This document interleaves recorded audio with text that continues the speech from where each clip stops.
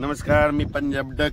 आज आहे 2 जून 2025 आणि सर्व शेतकऱ्याला सांगू इच्छितो तुम्ही काय करा, 6 जून पर्यंत तुम्ही शेत तयार करून घ्या, कारण की राज्यामध्ये 7 जून 8 9 10 च्या दरम्यान पुन्हा पाऊस येणार आहे। आणि त्याच्यानंतर राज्यातल्या सर्व शेतकऱ्याला सांगू इच्छितो जर 7 8 10 जून पर्यंत नाही झालं तर तुम्ही काय करा, 12 जून पर्यंत तरी तुम्ही तुमच्या शेताची कामे करून घ्या, कारण की राज्यामध्ये 13 जून ते 18 जून राज्यात मुसळधार पाऊस पडणार आहे। ठिकठिकाणी वडे नाणे वाहतील असा पाऊस पडणार आहे, म्हणून हा अंदाज लक्षात घ्यायचा। राज्यातल्या सर्व शेतकऱ्यांना सांगू इच्छितो की 13 जून पासून ते 18 जून पर्यंत दररोज वेगवेगळ्या जोरात पाऊस पडणार आहे।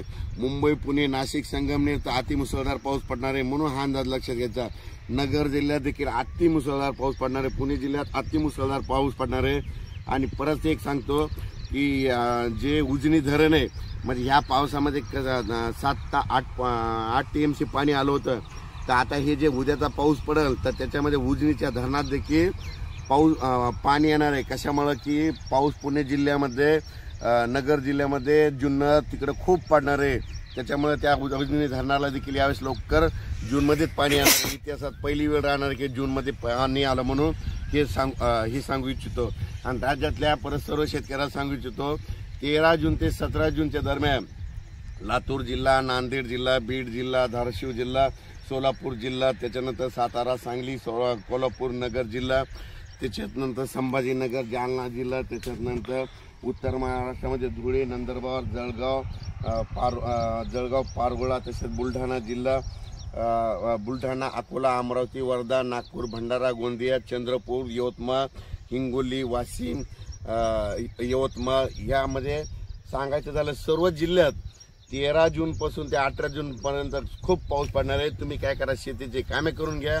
यंदा योगायोग इतका चांगला की यंदा जूनच्या शेवटपर्यंत सगळ्या माझ्या महाराष्ट्रातल्या सर्व शेतकऱ्याची पेरणी होणार आहे। त्याच्यामध्ये जूनच्या शेवटच्या आठवड्यापर्यंत कोणी पेरणीपासून वंचित राहणार नाही, कारण की या पावसातच आतापर्यंत तुम्हाला सांगू इच्छितो जवळपास 350 मिलीमीटर पाऊस झालेला आहे। आणि याच्यानंतर 7 8 जूनला देखील भागबदलत पाऊस पडणार आहे, त्याच्यानंतर 13 ते 17 देखील खूप पाऊस पडणार आहे।